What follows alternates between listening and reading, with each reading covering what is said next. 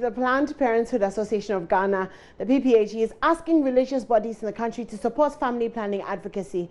45% of all abortions in Ghana are unsafe, meaning that thousands of women are putting their lives at risk every year, according to Marie Stopes International. This, among others, stems from stigma and embarrassment suffered by young adults who are sexually active. Abna Edubia Amoa, she's the director for the PPAG, is calling for religious heads to join in on the conversation. World Contraception Day should mean to every Ghanaian that access to contraceptives is a right, it's a human right actually, and that no one should prevent people from having access to contraceptives, including modern contraceptive use. My advice first to religious bodies is that they should come on board in terms of advocating for contraception use, for family planning, and also the advocacy around unsafe abortion, because young people, women are indulging in unsafe abortion, and which is increasing fatalities as far as our maternal and maternal mortality is concerned. Professor Stephen Owusu-Kwanche, an associate professor at the Regional Institute for Population Studies at the University of Ghana, Legon, revealed that a relatively higher proportion of adolescents sought self-induced abortions. A relatively higher proportion among the adolescents are seeking induced abortion, according to some of our cultural philosophies. Some people think that family planning is for the married people. And so if you are not married, you shouldn't come anywhere to sex, and therefore you cannot use family planning. And yet we know that there are some young people who are sexually active. No matter what we tell them, they are there. They will not listen to anything. And these are also destroying their lives. And that is where the challenge is. And let's get some more on the subject. I am joined on the phone by the reproductive specialist at the UNFPA, Dr. Robert Mensah. Good morning, Doc.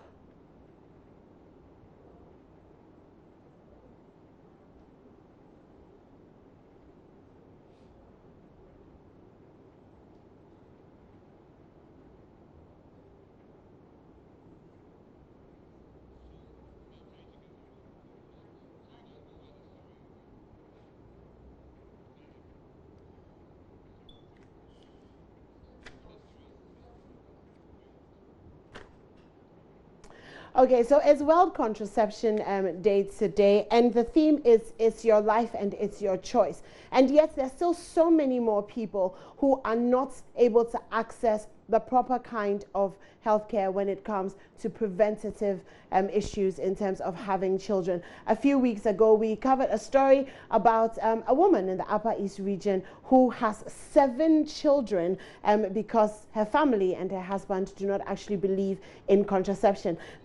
Now, we have Dr. Robert Mensah, who will be joining us to help us understand why we're still dealing with issues like this. Good morning, Dr. Mensah. Good morning. How are you? I'm very well, thank you, and thank you so much for joining us here. Dr. Mensah, it's 2019, and we're still having this conversation on contraception. Is it that it is not easily accessible, or do our people not know about contraception? Well, it's a very sensitive issue in Ghana. People know about contraception. The knowledge about contraception is very high, almost 97%. But the uptake of contraception is just around 30%. And this has been going on since Ghana joined the Fraternity for Contraceptive in the late 1960s and early 1970s. But a couple of things probably contribute to this. People's misconception about contraceptives, what people tell others about it, false rumors about contraceptives, and sometimes some false religious beliefs about contraceptives. This all contributes to people making the decisions they make and limiting the choices. How big of a role does false religious beliefs play in the uptake of contraception? You know, there's a very popular verse that they use in religion, is that God says that we should multiply and fill the world. So we have to deliver without any limitation. But that doesn't make sense. If God says multiply and fill the world, it doesn't say that one person should fill the world or all of us should fill the world. Look, when God created the world, it was Adam and Eve. By the time we had Noah, only a handful of people, they wouldn't even still collect on us. Today, we have over 7.5 billion human beings on earth. If the world should live another 100 years, we'll be going ahead. So God didn't give us a time limit saying that give birth and not be able to take care of the children. We have to apply science. We have to apply wisdom to appreciate that if I can only take care of one child, let me have one child. If I can take care of 5, let me have 5. If I can take care of 20, and every person, the woman I'm going to take care with is a very good health, very good shape and everything. Let me keep that one. So we say that it is by choice and not by chance. Doc, what are some of the measures that the UNFPA is rolling out to help us achieve our SDG targets? First of all, it is not UNFPA.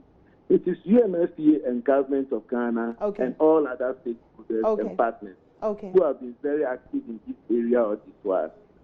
And some of the things have been that we educate the public. First of all, like this particular activity that we are holding. This is an activity for advocacy and also for awareness creation. The National Family Health Week is held by Ghana Health Service, UNFPA, and all institutions. So this is the National Family Planning Health. We are making a lot of noise for Ghanaians to appreciate the need, that they need to be on family planning. We also have family planning education, where Ghana Health Service does these things in various places, in the health facilities and other things. Then services which include counseling and the commodities, the contraceptive, which people come to take. And then we advise them or counsel them on which ones to take.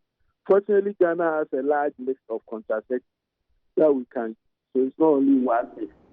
But unfortunately, and indeed it is sad, many people know about all these methods, but to just make the decision to go and uptake family planning, they believe in some of the misconceptions. And let me just say one thing. In the past, when contraceptive pill was being developed, they knew that it was the hormones in the human being which they could use to suppress conception. So when they developed the first set of contraceptives, they put in a lot of hormones to exceed the level in the human body.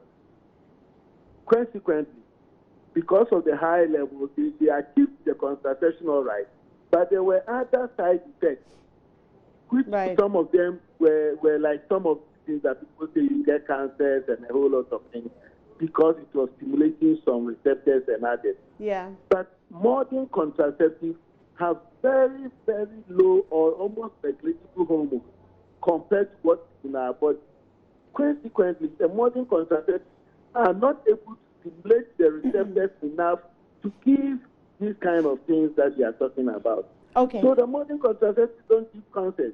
They don't give, but people are carrying all this. I don't know how they carry it, because the people who verbalize it have been dead long ago. I don't know how they documented this by oral tradition and ensure that it survives up to today.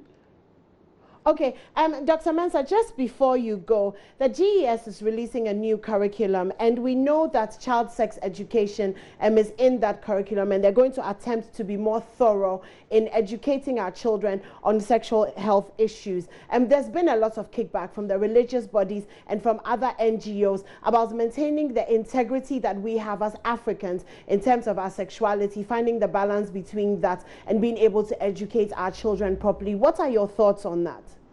Well, the people who are talking about this, that's what you are referring to, contraceptive, comprehensive sexuality education. Yes, the people please. who are talking negatively about it have not read the document.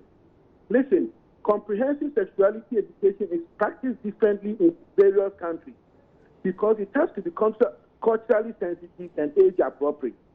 In Ghana, we chose the cultural sensitivity within our context.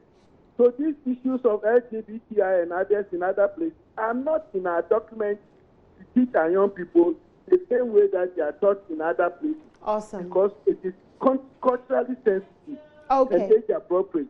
Okay. And therefore, I mean, there's no need to worry about it. Okay, thank you so much for that reassurance. Our children are safe and they will be taught in age-appropriate ways. That was Dr. Robert Mensah speaking to us.